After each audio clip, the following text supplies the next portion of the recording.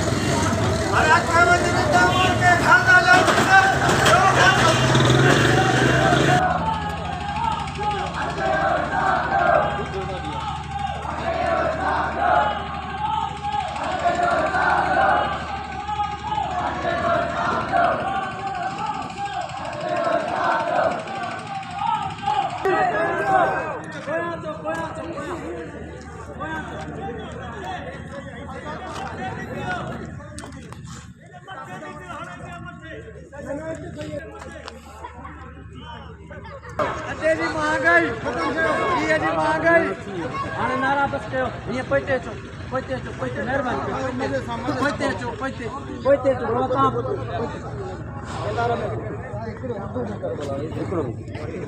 लोग हिकिड़ा मथे कयो ॿिया हेठां कयो सही हलियो आहे हिते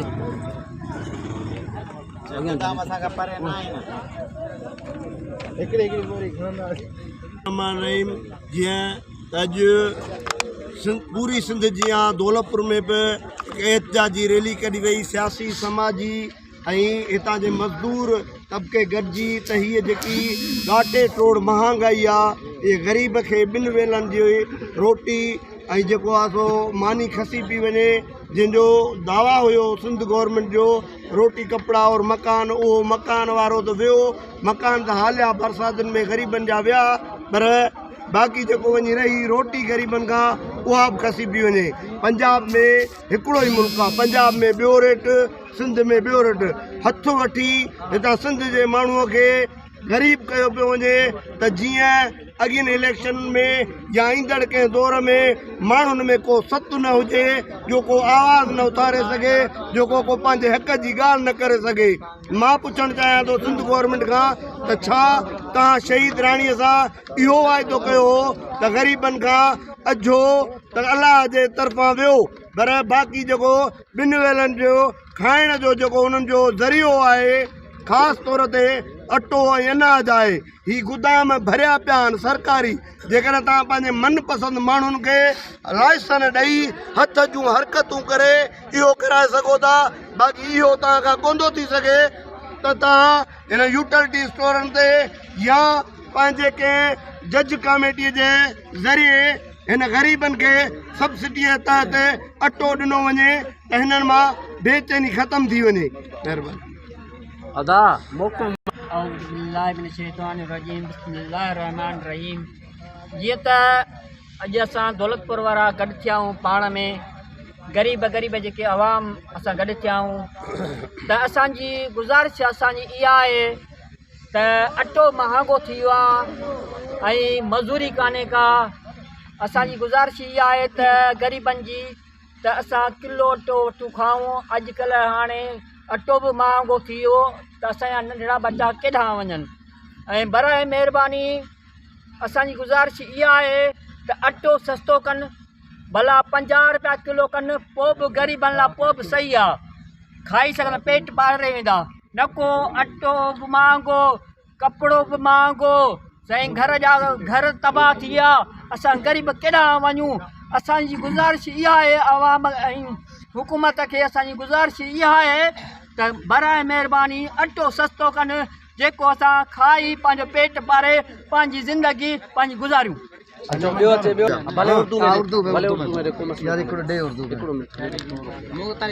बदकिस्मती से आज हमारी खुशहाल सिंध जो सरसब्ज सिंध थी जिसका अनाज मुख्तलिफ दुनिया में डोनेट किया जाता था आज ये गरीब बंदे एक रोटी के लिए परेशान है।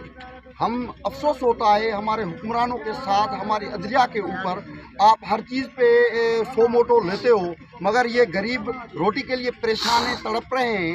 वो रोटी भी 2 टाइम की नहीं खा सकते हैं। आज ये दूसरे केसों की सुनवाई हो रही है, मगर ये जो रोटी के इश्यूज़ पे ना हमारा प्राइम मिनिस्टर, ना हमारे चीफ जस्टिस, ना हमारा कोई इदारा जो है CM है, बिलावल साहब हैं, किसी ने भी आज तक नोटिस नहीं लिया। ये कौन सी बड़ी बात है? हम गोदामों के साथ खड़े हैं। कल कंकोड में कादर चांदी वालों ने एहतजाज किया है। आप खोल दो, फ्लोर मिलों को दे दो अनाज, देखो कि किसान 10 दिन के अंदर में आपके रेट कम हो जाएंगे। मगर मैं समझता हूँ ये एक बड़ी साजिश के तहत ये मुख्तलिफ जो बंदे हैं वो पहले अनाज को कम करते हैं, मार्केट से गायब करते हैं। जैसे ही मार्केट से अनाज गायब हो जाता है उसके बाद फ़ौरन उसका रेट अपडेट किया जाते हैं।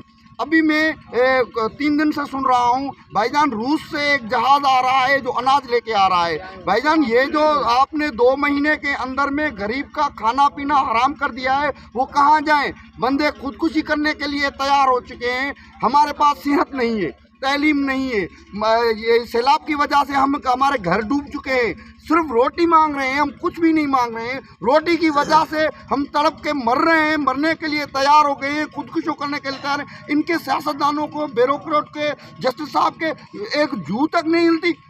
क्या करे गरीब बंदे के साथ को? ये बागी हो जाएंगे, ये बगावत हो जाएगी। आज ये गोदामों के सामने खड़े हैं, ये अनाज हमारा है। ये दौलतपुर सर्कल, अलियाबाद सर्कल कितनी अनाज की बोरियां गंदम में इकट्ठे करते हैं, मगर इस इलाके के बंदे आटे के लिए परेशान है, रोटी के लिए परेशान है। बदकिस्मत ये कहते हैं ये फूड इंस्पेक्टर, DC, SC ये सारा ड्रामा करके एक मजदा लेके आते हैं, उसमें 25-30 कट्टे आटे के डाल के फोटो सेक्शन करके चले जाते हैं। अभी भी शाहपुर जाने में एक मजदा बांटी जा रही थी, हमें बुलाया गया, हम नहीं गए, हमने बाइकाट किया। भाई, आप दुकानदारों के पास आटा सस्ता करो, हम लेनों में नहीं खड़े होंगे, हम अपने पैसे दे के खरीद कर रहे हैं। मगर ये जो ढोंग करके, मैं समझता हूँ इसमें भी कोई सब्सिडी का चक्कर होगा, इसमें भी कोई करप्शन का स्कैंडल होगा। जी साईं नियाज़ के यार गाल ॿुधो, रोडन ते निकिरी आया हुआ। असां स्पेशली तौर दौलतपुर में जेके मौजूदा गुदाम आहिनि उन वटि अॼु असां बीठा आहियूं। त गुदामनि खे बंदि करे ऐं तव्हां छा कहिड़ो सोन ठाहींदव? यानी की ग़रीब आवाम में तव्हां विरहायो। जीअं गुज़िरियल कुझु ॾींहं पहिरियां शर्जीली नाम मेमण चयो त जेको आहे सो सिंध पाकिस्तान जो वाहिद सूबो जंहिंमें 65 रुपया अटो किलो मिले थो। पपिड़े खे मिलंदो त भई ग़रीब आवाम खे त कोथो मिले, हिते त कंहिंखे कोथो मिले। ग़रीब जेको मज़दूरी करे या तव्हांजे ख़िलाफ़ु रोडनि ते अचे। सिंध में तव्हां चयो त असां माण्हुनि खे घर था ॾियूं, घर बि तव्हां कोन ना, उनखे अनाज बि तव्हां अटो बि सस्तो कोन था ॾियो, हर शइ तव्हां रोटी इहा अहमियत आहे। तव्हां वञी बुख मरे, ख़ुदकुशी बि आवाम नथो करे सघे। तव्हां पेट्रोल एॾो महांगो करे छॾियो आहे, पेट्रोल को सस्तो हुजे तव्हां ख़ुदकुशी बि करे, ख़ुदकुशीअ खां बि तव्हां असांखे ख़तमु करे छॾियो आहे। ख़ुदा को आवाम जो सोचियो। तव्हां हितां ई जेको तव्हांजी असेंबलियुनि जे नरम ऐं गरम सोफ़नि ते वियो त इन लाइ तव्हांखे असां कोन था मोटरी मोकिलियो, तव्हां उते आराम जी कयो, ग़रीबनि जी नुमाइंदगी कयो। ग़रीबनि जी अगरि तव्हां नुमाइंदगी न कंदव त ही ग़रीब आख़िर छा थींदो? बाग़ी थींदो। त पोइ तव्हां चयो त तव्हां जेको आहे सो सिंध जे ख़िलाफ़ु, पाकिस्तान जे ख़िलाफ़ु हो। पाकिस्तान जे ख़िलाफ़ु असां तरे था थियूं जॾहिं असांखे को हक़ कोन थो मिले। सिंध खे जेको आहे सो अलॻि कानून आहे, पंजाब लाइ अलॻि आहे ऐं KPK लाइ अलॻि आहे। KPK में अगरि अपील कहिड़ी कंदो? असां इहा अपील था कयूं त फ़ौरन फिलफोर नोटिस वरितो वञे ऐं अटो सस्तो कजे, ग़रीब आवाम खे जीअण जो हक़ ॾिनो वञे। ॿियो केरु ॻाल्हाईंदो?